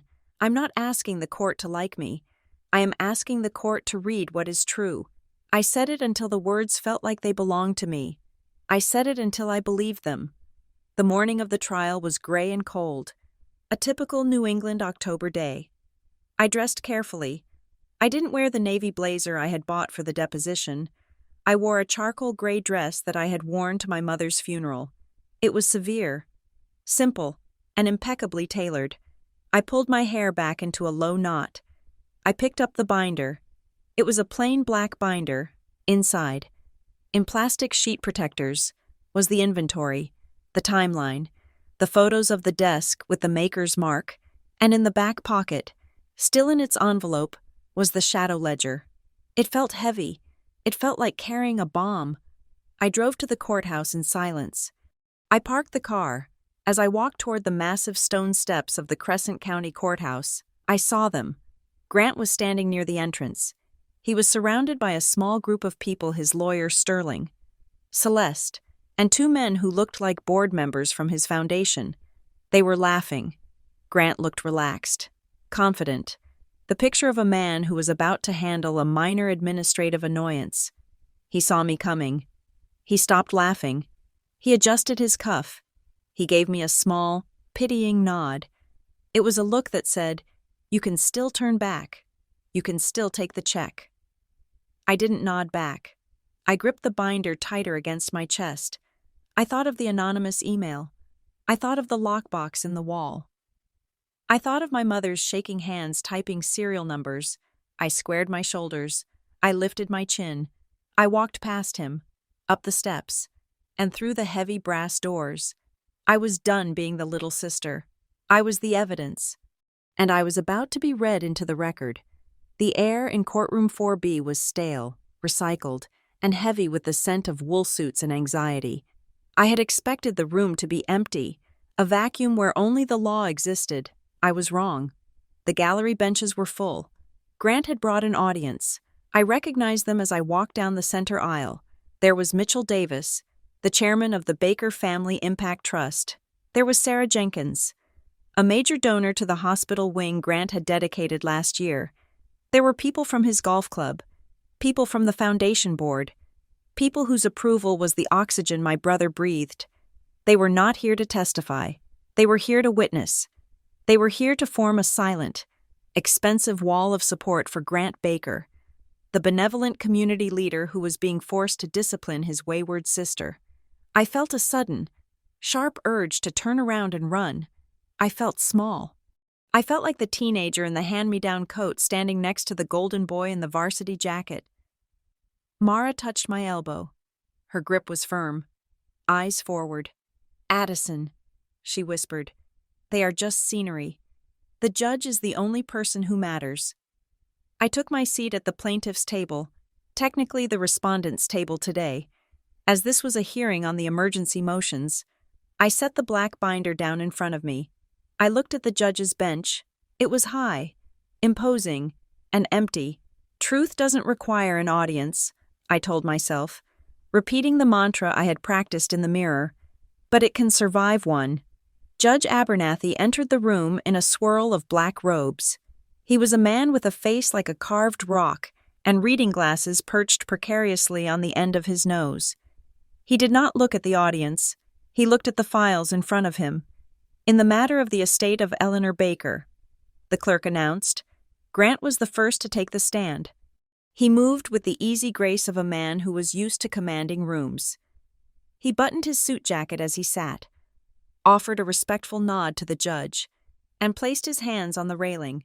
He looked tired perfectly, cinematically tired, the weary patriarch carrying the weight of the world. Sterling, his lawyer, began the questioning gently. "Mr. Baker, can you explain to the court why you filed this motion for immediate possession of these items?" Grant cleared his throat. He looked at me. His eyes filled with a sorrowful warmth that made my stomach turn. "I did it to protect the estate," Grant said. His voice was a rich baritone, projected perfectly for the back row, and, frankly, to protect my sister. Protect her how Sterling asked. "Addison has had a very difficult year," Grant said. "Our mother's death was a terrible blow to all of us, but Addison was her primary caregiver. She was in the house every day. I believe the trauma of that experience has left her confused." He paused, letting the word hang in the air. "She began claiming items that have been in the Baker family for generations." Grant continued. "Silverware, furniture, even documents. When I tried to discuss it with her, she became volatile. She refused to communicate. I was worried that in her state, these assets, which are part of the family legacy, might be lost, or sold, or damaged." "So you view this as a stewardship issue?" Sterling asked. "Absolutely," Grant said. "I am the co-guardian of this family's history. I cannot stand by and watch it be dismantled because my sister is currently unable to manage her responsibilities." It was a masterclass in gaslighting. He hadn't raised his voice. He hadn't said a mean word. He had painted a portrait of me as a hysteric and himself as the hero. And looking at the nodding heads in the gallery, I knew they bought it. Then it was Mara's turn. She did not smile. She stood up, adjusted her glasses, and walked to the podium. She did not look like a shark. She looked like a math teacher who had just found a discrepancy in the gradebook. "Mr. Baker," Mara said, "you used the word confused to describe your sister." "Yes," Grant said, "and you claim she is claiming ownership of family assets. Let us talk about the camera equipment. You listed a Canon 5D camera and 3 lenses in your demand letter. You stated under oath that these were purchased by your mother." "I believe they were," Grant said smoothly. "My mother was very generous." "Do you have a receipt?" Mara asked. "I do not have every receipt for every item in a 40-year-old house," Grant said, a touch of condescension creeping in. "That is why we need to secure the property to inventory it." "We have a receipt," Mara said. She held up a piece of paper. Exhibit D, a receipt from B&H Photo, dated June 12, 2019. The payment method is a Visa card ending in 4421. That is Addison Baker's personal credit card. Grant blinked. "I was not aware of that." "Clearly." Mara said, "Let us move to the safe deposit box at Seaport Commonwealth Bank. You stated in your affidavit that you attempted to access this box to secure estate documents." "Yes," Grant said, "standard procedure. And you stated that the box was abandoned and that you were the only person with authority to access it." "I am the primary financial power of attorney," Grant said. "Actually, you are not." Mara said, "Not for that box. But my question is about the date. You visited the bank on September 14th and again on September 21st. Is that correct?" "I believe so," Grant said, "and on both occasions. You were denied access because you did not have the key." Mara said, "The key that was in Addison Baker's possession. I assumed she had lost it." Grant said, "Or that it was missing." "You assumed?" Mara repeated. She walked back to the table and picked up the black binder. "Your Honor," Mara said, turning to Judge Abernathy. "Mr. Baker's entire argument rests on the premise that the property in question is undocumented family history and that the respondent is an unreliable narrator. We submit that the property is, in fact, meticulously documented. We have introduced into evidence the personal property and custody record, authored by the decedent, Eleanor Baker." Grant shifted in his seat. He knew what was coming. Given the discrepancies between Mr. Baker's testimony and the documentation, Mara continued, "We request that the relevant portions of this inventory be read into the record." Sterling stood up. "Objection. The document speaks for itself. Reading it aloud is unnecessary theater." Judge Abernathy looked at Grant, then at me. He looked at the gallery full of expensive suits. The petitioner has made significant claims regarding the respondent's mental state and memory. The judge said, his voice was gravel, "If the decedent left a record clarifying these items, I think we should hear it." "Bailiff, please read the highlighted sections." The bailiff was a tall man with a voice like a grinding stone. He took the document Mara offered. He adjusted his reading glasses. The room went silent. Item: the bailiff read, Canon EOS, 5D camera body, serial number 02302-194885. He paused. Notes: purchased by Addison Baker on June 12, 2019. Receipt viewed and confirmed. Not estate property. Addison uses this for her work. I watched Grant. He was staring straight ahead, his jaw set. Item: the bailiff continued. Red metal toolbox and contents. Notes: gifted to Addison Baker by Thomas Baker. August 2016. Restored by Addison Baker, kept at her residence since 2016. Grant Baker was present when Thomas gave this gift and made a joke about Addison getting her hands dirty. A titter of nervous laughter rippled through the back of the room. The detail about the joke made it real. It wasn't just a list. It was a memory. Item: the bailiff read, mahogany secretary desk. Notes purchased, 1965. Promised to Addison Baker. Addison refinished the surface in November 2018. See photos of restoration. The list went on. It was relentless. Every item Grant had claimed was an heirloom was stripped of its mythology and reduced to a mundane fact of my ownership. The bailiff's voice was monotone, boring, and utterly devastating. And then, the list shifted. The bailiff turned the page. Section 2. The bailiff read, items removed or missing. Sterling stood up halfway. Your Honor. Sit down, Counselor. Judge Abernathy snapped. Continue. Item: the bailiff read, green binder containing house records and deeds. Notes missing from study. As of August 24, 2023, Grant Baker visited the house on this date. He was alone in the study for 2 hours. Binder was not seen again. Grant's face flushed a deep, dull red. The audience behind me was shifting.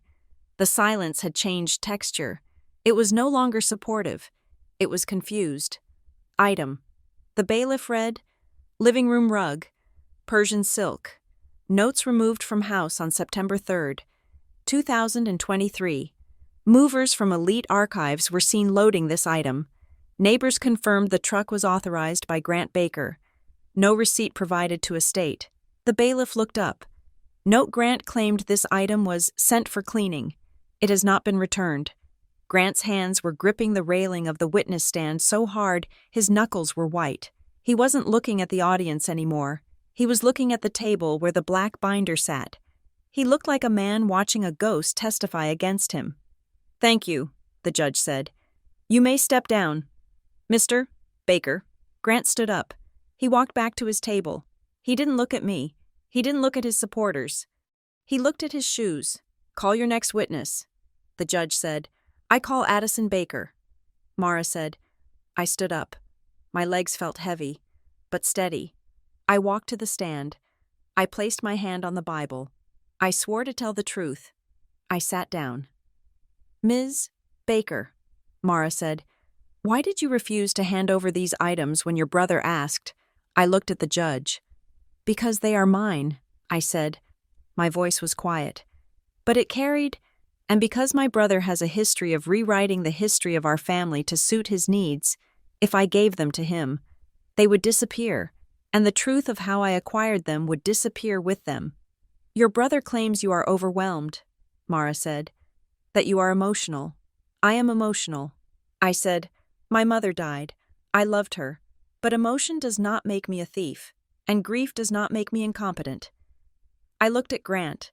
I tried to handle this quietly. I said to the room, I asked for proof. I asked for receipts. I didn't want to be here. I didn't want to expose my family in public, but my mother knew this would happen. She wrote that list because she knew that without it, I would be erased. I saw Celeste in the front row. Her perfect posture was beginning to slump. She was looking at Grant with something like horror. Ms. Baker, Mara said, one final question regarding the storage unit. Can you tell the court what is inside the boxes your brother photographed my life? I said, my journals, my letters, things that have no monetary value. but are the only things I have left that are just for me. Thank you, Mara said. She turned to the judge. Your Honor, there is one final note in the decedent's inventory that we believe is relevant to the storage unit issue. We ask the bailiff to read the final entry on page 4. Judge Abernathy nodded. The bailiff stood up again. Item, the bailiff read, personal journals and medical records of Addison Baker. Notes, do not allow Grant to claim Addison's personal records. He has asked for them before. He claims he wants to help her, but he uses her anxiety against her. These are not assets. These are her life. Protect them. The words hung in the air like smoke. He uses her anxiety against her. It was the sentence that broke the spell. It was the sentence that turned Grant from a concerned brother into a predator. Celeste made a small sound, a sharp intake of breath. I saw her hand go to her mouth. She knew, deep down, she had always known who he was. But hearing it read in my mother's voice, in a court of law, made it impossible to ignore. Sterling stood up, looking flustered. Your Honor, these are personal musings of a dying woman. They are prejudicial. Judge Abernathy took off his glasses. He slammed them onto the bench. The sound cracked like a gavel. Mr. Sterling, the judge said. His voice was very soft and very dangerous. I have a photograph here, Exhibit C, submitted by your client. It shows the interior of the respondent's private storage unit, a unit she pays for, a unit your client accessed by claiming she was incapacitated. The judge picked up the photo. I see a box in this photo labeled Therapy Journals. It appears to have been opened. He looked at Grant. Mr. Baker, did you read your sister's private medical journals? Grant stood up. Your Honor, I was merely cataloging. Sit down, the judge roared. The audience jumped. The board members in the back row looked like they wanted to vanish into the woodwork. This court is not a playground for your family dysfunction. Mr. Baker, the judge said, leaning over the bench, and the probate system is not a weapon for you to use to harass your sister because you want to control the narrative. The judge grabbed his gavel. I am issuing an interim order, he announced, effective immediately. The stenographer's fingers flew across the keys. 1, the judge said. Grant Baker is to surrender all keys and access codes to the storage unit in question to the respondent immediately. Any further attempt to access that unit will be considered contempt of court and will result in jail time. 2, he continued. Mr. Baker is to have no contact with Addison Baker except through counsel, no emails, no phone calls to her employer, no third-party communications. My heart leaped. He knew about the employer. 3, the judge said, pointing a finger at Grant. You are to produce a full accounting of every item removed from the residence at 44 Briar Lane, including the missing binder and the Persian rug, within 48 hours, if that accounting does not match the decedent's inventory. I will be referring this matter to the district attorney's office for an investigation into theft and perjury. Grant's face went white. The tightening I had seen before was gone, replaced by a slack, stunned disbelief. He had expected a slap on the wrist. He had expected a compromise. He had not expected the threat of a criminal investigation. We will reconvene in 1 week to review compliance, Judge Abernathy said. And Mr. Baker, if I find out you have destroyed a single piece of paper from that green binder, heaven help you. Court is adjourned. The gavel banged. For a moment, nobody moved. The silence was absolute. Then, the gallery erupted into whispers. The board members were standing up, buttoning their coats, avoiding Grant's eyes. They were checking their phones. They were distancing themselves. I sat there, staring at the black binder. My hands were shaking, but it was a good shake. It was the adrenaline of survival.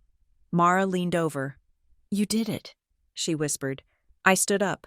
I turned to look at the room. Grant was standing at his table. Sterling was whispering furiously in his ear.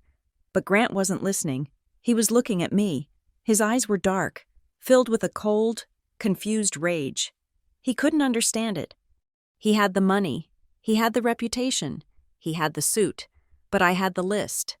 I picked up my binder. I walked toward the exit. As I passed the first row of benches, Celeste stood up. She looked at me. Her eyes were red. She opened her mouth to speak, but nothing came out. She just looked at me, and then she looked at her husband, and I saw the distance opening up between them. It was a canyon. I walked out of the courtroom and into the hallway. The air out here was different. It felt lighter. I saw Mitchell Davis, the foundation chairman, standing by the water fountain. He saw me coming. He hesitated, then gave me a stiff, respectful nod. I nodded back. I walked to the window at the end of the hall. I looked out at the city.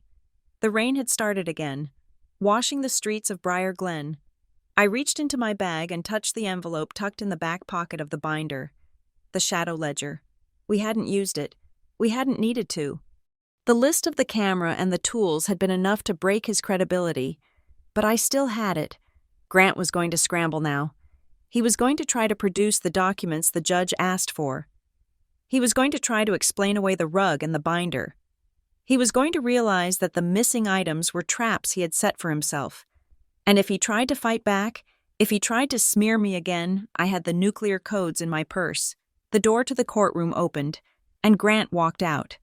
He was alone. His entourage had already dispersed to the elevators. He saw me. He stopped. He walked over to me, stopping 3 feet away. The mandatory distance. "You think you won," he hissed. His voice was low, trembling with suppressed violence. "You think this is over?" I looked at him. I really looked at him. I didn't see the powerful CEO anymore. I saw a scared, petty man who had spent his whole life building a fortress out of other people's money and other people's silence. "No, Grant," I said calmly. "I don't think I won." I tapped the binder in my arms. "I think Mom won."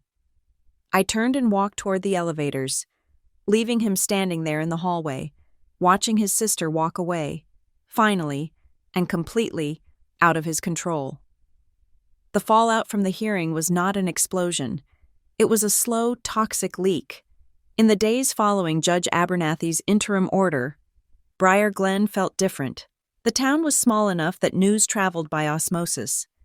Seeping through the walls of the country club and the coffee shop, Grant tried to patch the hull of his sinking reputation with the frantic energy of a man bailing water with a teaspoon. I heard from Mrs. Kip, my neighbor, that Grant was telling anyone who would listen that the judge was confused by the paperwork and that the ruling was merely procedural. He spun a tale of a technical misunderstanding, a minor clerical error that his lawyers were already fixing. He claimed that he had stepped back voluntarily to let the temperature cool down for my sake, but the whispers were louder than his spin. People were asking the question that had no good answer. Why did Grant Baker, a man with his own private wealth management team, try to force his way into his mother's safe deposit box, using a retroactive power of attorney? Why was he so desperate to get into a metal drawer that supposedly contained only sentimental trinkets? The doubt was in the air. I saw it in the way the bank teller looked at me when I went to deposit a check. I saw it in the silence that fell when Celeste walked into the yoga studio. The golden veneer of the Baker Family Impact Trust was scratched, and people were beginning to notice the cheap metal underneath. On Thursday, 2 days after the hearing, I received a notification on my phone. Access code restored. Grant had complied with the first part of the judge's order. He had released the hold on my storage unit. I drove there immediately. I needed to see the damage with my own eyes. Kevin, the manager, looked relieved to see me. He unlocked the gate without a word, offering me a sympathetic nod that said he knew exactly what kind of week I had been having. I walked down the orange corridor, the fluorescent lights buzzing overhead. I found Unit 412. The padlock was New Grant's lock, but the key had been left in an envelope at the front desk, per the court order. My hands shook as I turned the key. The lock snapped open. I rolled up the metal door. The smell hit me first. Dust, old paper, and the stale, enclosed air of memory. I flipped the light switch. It wasn't a disaster zone. Grant was too careful for that. He hadn't overturned boxes or slashed mattresses. But the violation was unmistakable. The boxes I had stacked with geometric precision were slightly askew. The lids of the plastic bins were not snapped shut all the way. A stack of art books I had placed on the left was now on the right. He had been thorough. I walked to the back corner, where I kept the box labeled Private Journals. The tape was cut. The flaps were folded down. I opened it. My journals were there. The spiral-bound notebooks from college. The leather-bound ones from my 20s. The cheap composition books I had used during therapy. They were all there. But they were out of order. The journal from 2018 was on top of the one from 2010. A loose piece of paper, a poem I had written when I was heartbroken at 22, was sticking out of the wrong book. I picked up the top journal. I felt a wave of nausea. He had touched these. He had sat here, or perhaps he had his archivists sit here, and they had flipped through the pages of my most private thoughts, looking for what evidence of insanity? Proof that I was unfit? Or just ammunition? I sat down on a plastic bin and hugged the notebook to my chest. He hadn't stolen them. The judge had stopped him in time, but he had put his fingerprints on my soul. He didn't destroy them. I whispered to the empty unit. He just wanted me to know he could. I took a deep breath. I stood up. I began to reorganize. I put the books back in chronological order. I retaped the box. I moved the art books back to the left. It took me 2 hours. When I rolled the door down and locked it with my own padlock, a heavy, hardened steel lock I had bought on the way over, I felt a shift. The bruises were still there, but the space was mine again. The legal war shifted from the courtroom to the conference room. We entered the compliance phase, where Grant was required to produce documentation for everything he had removed from Mom's house. It was boring, tedious work, and it was exactly where Grant Baker started to fall apart. I sat in Mara's office, surrounded by stacks of paper that Sterling's office had couriered over.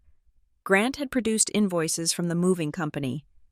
Elite archives, attempting to prove that the items were removed for legitimate safekeeping. "Look at this," I said, pointing to an invoice for the removal of the Persian rug. Mara leaned in. "What about it? The date?" I said. "The invoice is dated September 3rd. That matches his testimony." "Okay," Mara said. "But look at the work order number." I said, "It is number 4099. I pulled another piece of paper from the stack. "Now look at this invoice. This is for the cleaning and organization of the garage. It is dated August 20th. The work order number is 4105. Mara frowned. "The numbers are out of sequence." "Exactly." I said, "If the garage was cleaned in August and the rug was moved in September, the garage invoice should have a lower number, but it has a higher number." Mara's eyes lit up. "He doctored them. He generated the rug invoice later."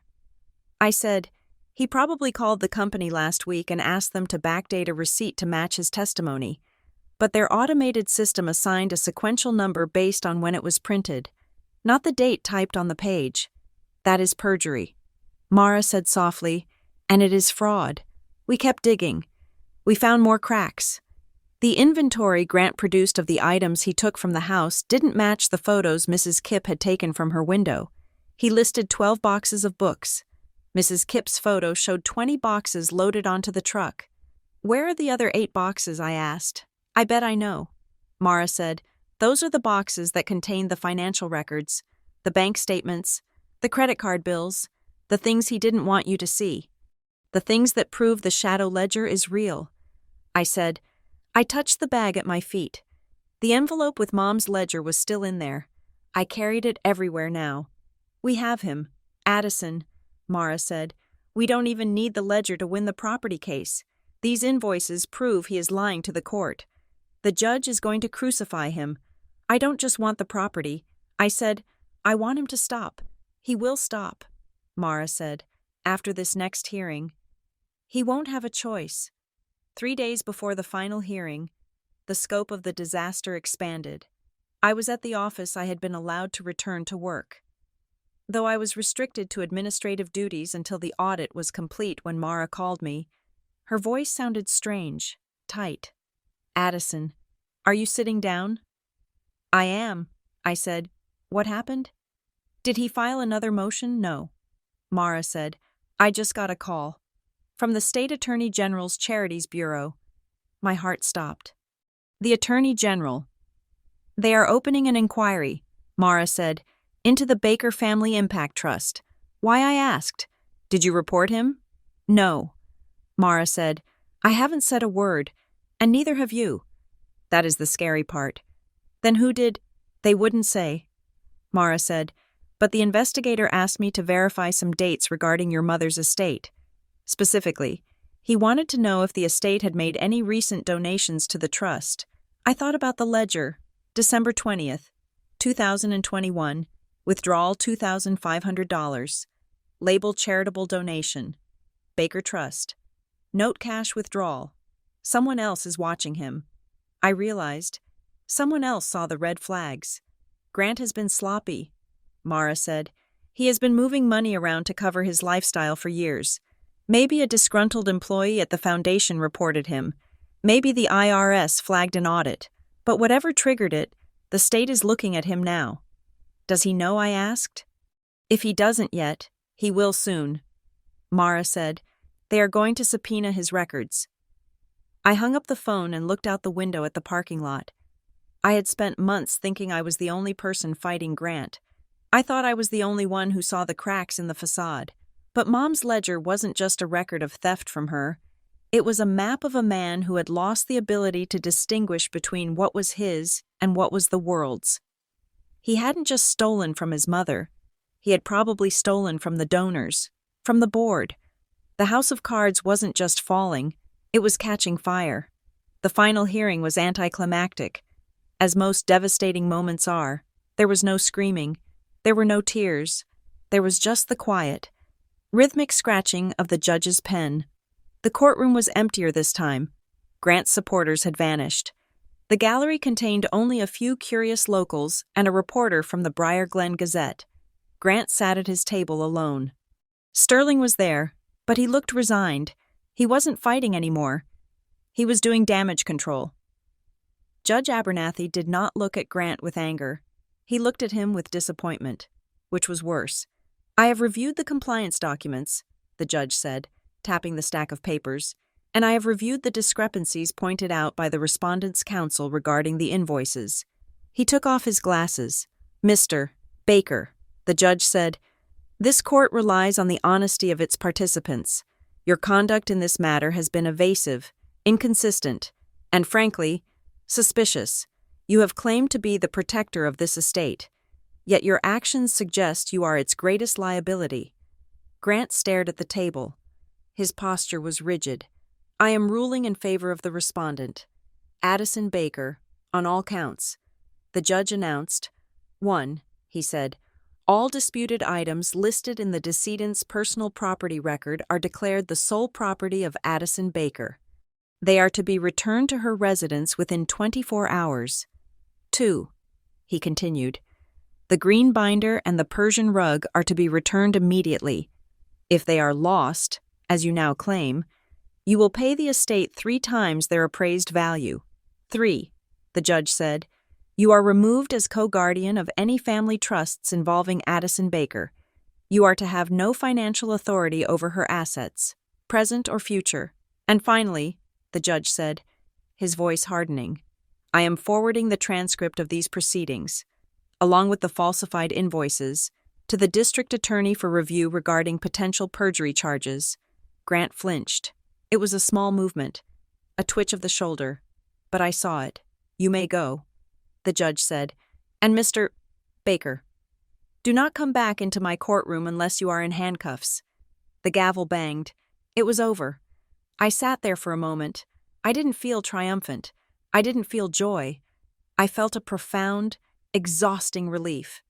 The weight that had been pressing on my chest for a year, the weight of his voice, his control, his narrative was gone. I stood up. I shook Mara's hand. Thank you, I said. You did this. Addison, she said. You stood tall. I picked up my bag. The ledger was still inside. I walked out of the courtroom. Grant was waiting for me on the courthouse steps. It was raining again. The gray sky mirrored the pavement. He was standing near the pillars. His coat collar turned up against the wind. He looked older than he had a month ago. The shine was gone. He stepped into my path. I stopped. I didn't step back. "Are you happy?" he asked.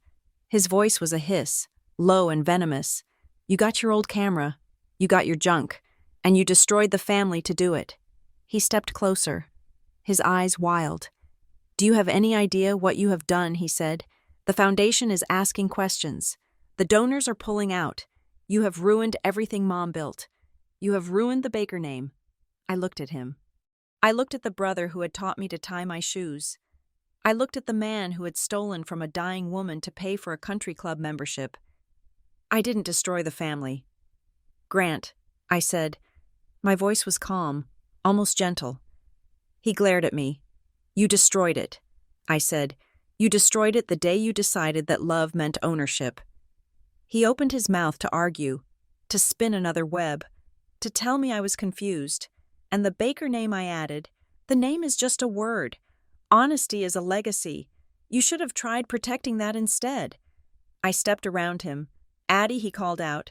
"Addie, wait, we can fix this." I didn't stop. I walked down the steps, into the rain, and I didn't look back. That evening, I sat at my kitchen table with the ledger. The property case was closed. I had my things. I had my life back. But I still had the evidence of his financial crimes. I had wrestled with this for weeks. If I released the ledger to the press, it would be the final nail in his coffin. It would be revenge. It would be satisfying. But it would also be a fire that burned everything, including the innocent people who worked for his foundation, the charities that relied on the funding, and the last shred of dignity my mother's memory held. I thought about what Mom would want. She hadn't gone to the police. She had written it down. She had wanted him stopped. Not necessarily destroyed, but he had to be stopped. The call from the Attorney General's office proved that he hadn't learned his lesson. He was still doing it. I made a choice. I took the copy of the shadow ledger.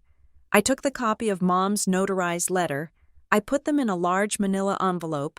I addressed it not to the newspapers and not to the police. I addressed it to Evelyn Street, James, attorney at law. She was an independent compliance lawyer in Boston who specialized in nonprofit corruption. She was known for being ruthless but fair. She wasn't a prosecutor. She was a fixer who cleaned up messes by exposing them to the boards that oversaw them. I wrote a brief note. To Ms. St. James, enclosed are documents relevant to the financial history of the Baker Family Impact Trust. I am not asking for a lawsuit. I am asking for the truth to be known by those who have a duty to govern. Please ensure that the funds are returned to their intended purposes. Sincerely, a beneficiary. I sealed the envelope. I wasn't setting a fire. I was opening a door. I was handing the truth to someone who could use it to dismantle the system Grant had built, piece by piece, properly. It was the difference between arson and demolition. I walked to the mailbox on the corner and dropped it in. The metal clang of the door closing sounded like a final period at the end of a long sentence. When I got back to the duplex, my phone rang. It was Celeste. I almost didn't answer, but something in the persistence of the ring made me pick up. "Hello." "Celeste. Addie," she said. Her voice was shaking. She sounded like she was crying, or trying very hard not to. "Grant is in the study," she said. "He is drinking. He is smashing things. He says you ruined us. I am sorry you are going through that," I said, and I meant it. "Addie," she whispered. The judge mentioned a referral to the district attorney, and the invoices. She paused. I could hear her breathing. "How bad is it?" she asked. "How much did he take?" I closed my eyes. I realized then that she wasn't complicit. She was just another possession. She was another asset he had managed, another person he had kept in the dark to maintain his image. "It is bad." "Celeste," I said softly. "He was stealing from Mom, for years, and I think he was stealing from the trust, too." I heard a sob catch in her throat. "I have to leave him," she said. It wasn't a question. It was a realization terrified into existence. "If I stay, I will lose everything too." "You have to do what is right for you," I said. "But Celeste." "Yes, check your own accounts." I said, "Check your jewelry. Check everything. If he put a label on it, he thinks he owns it. There was a long silence. Thank you. Addie, she whispered. The line went dead. I put the phone down on the table. I looked around my small, quiet living room. The boxes from the storage unit were stacked in the corner, waiting to be unpacked. My camera was sitting on the counter. My father's toolbox was by the door. I was alone. I had no parents. I had no brother. Effectively. But the air in the room was my air. The quiet was my quiet. I walked over to the window. The rain had stopped. The streetlights were reflecting on the wet pavement, turning the black asphalt into a river of light. I wasn't the girl who needed supervision. I wasn't the confused sister. I was Addison Baker. I owned my history. I owned my mistakes. And for the first time in my life, I owned my future. I went to the toolbox. I opened it. I took out a screwdriver. I walked to the back door, where the hinge had been squeaking for 6 months. I fit the screwdriver into the slot. I turned it. The screw tightened. The squeak stopped. I smiled. I can fix this, I said, and I knew I could. Thank you so much for listening to My Well-Off Brother Demanded All My Possessions in Court, until the bailiff read the list, and this story was a journey through gaslighting, grief, and the quiet power of documentation. I hope it resonated with anyone who has ever felt silenced by a louder voice in the room. I would love to know where you are listening from today. Please drop your city or country in the comments below. And I'm curious, do you think Addison made the right choice by sending the ledger to an independent attorney instead of the police? Or should she have burned it all down? Let me know your thoughts in English in the comments.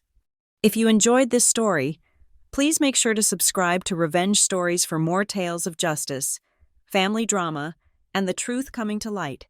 Until next time, keep your receipts.